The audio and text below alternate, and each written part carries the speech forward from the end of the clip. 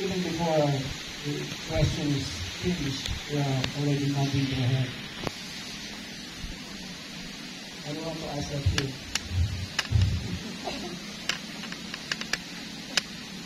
But I will make you believe that there is a perfect marriage. Let us define perfect first. Because in order to get the truth, you have to go backwards, where it all started. Where to find the truth.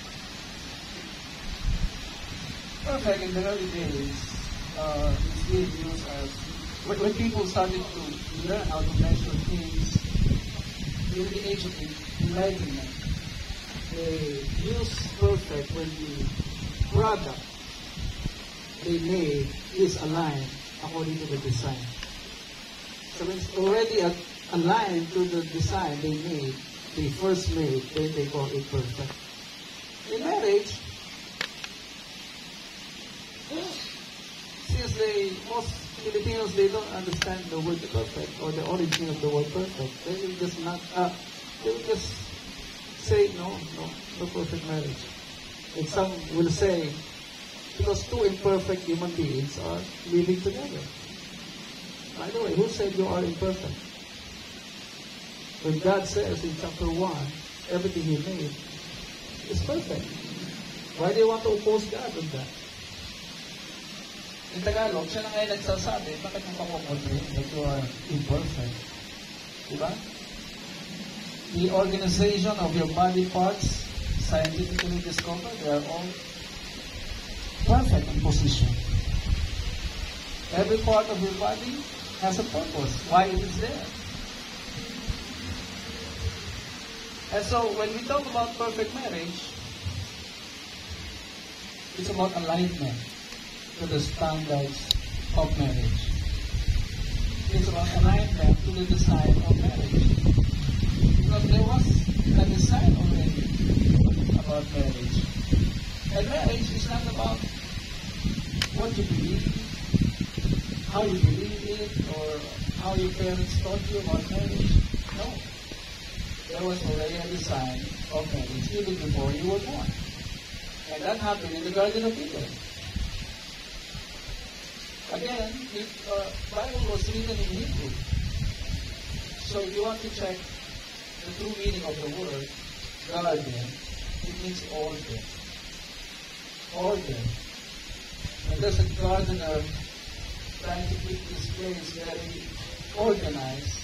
That means order.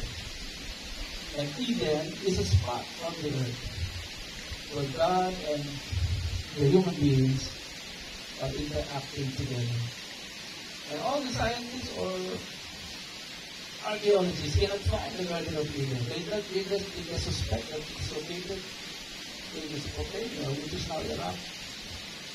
Why? Because of the existence of the four rivers. And so, how you cannot find the Garden of Eden? Because it's an environment. So marriage can only work through the environment of God. So if you treat each other as enemies, if you treat your spouse as opposed to you, o sa Tagalog kontrabida, ang tingin mo sa asawa mo laging kontrabida,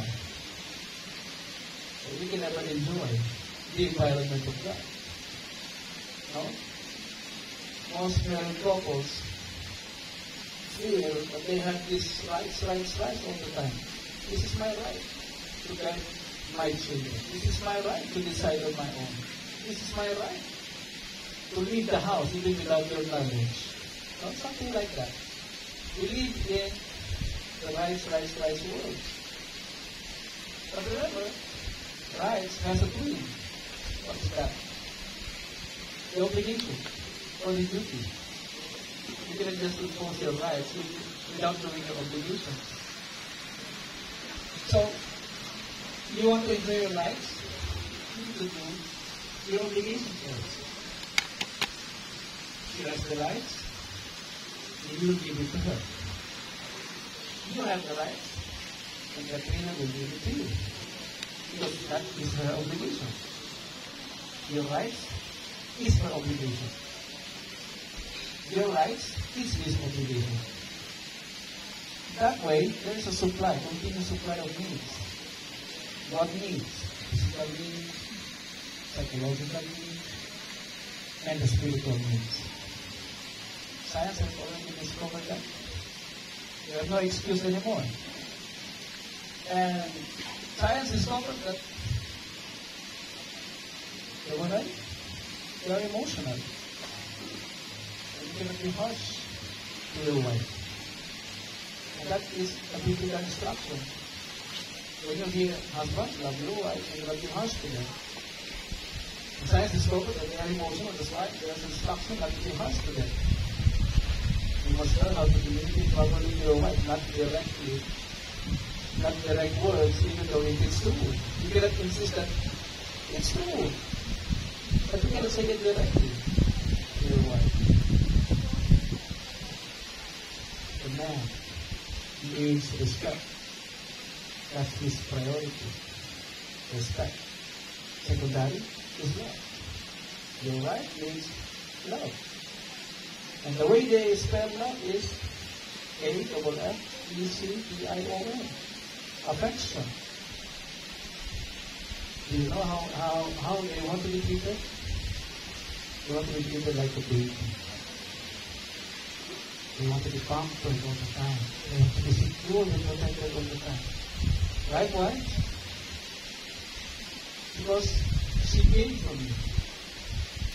You offered her marriage and she accepted it. That is your baby. And everything that she needs will come from you because you are the source. You started it all.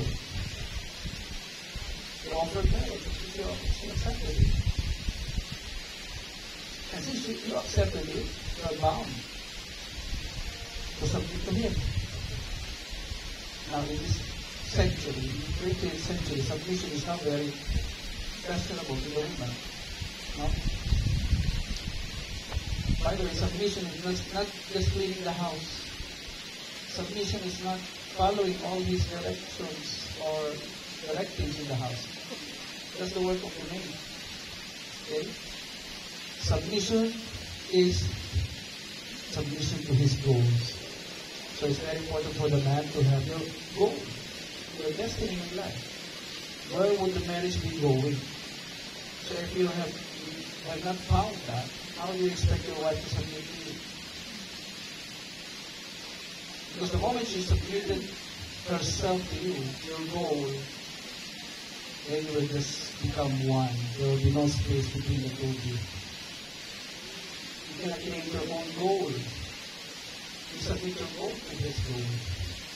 Because you cannot create two visions in the house. Because two means D-I. D. And what do you get? Division. So there's only one instruction to the man. And that is for you to discover your goal, your purpose in life.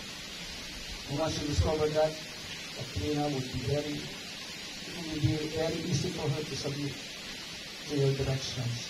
Because she knows it's for the family, for the institution that you both live in. Not only that, it would be for the good of the society, of your community. Okay? So the challenge is how to become one. Because you will hear people say, you put God in the center of your relationship. But how do you do that? Is it automatic that God will go down and be with you? No. As we heard in the second reading a while ago, God will not dwell on unholy temples. This is His temple. Your body is His temple. So the moment you speak ill against each other, that will never dwell in your marriage. So it always starts from us, not from Him. Okay? And finally, marriage is a gem. From the word gem, two precious stones.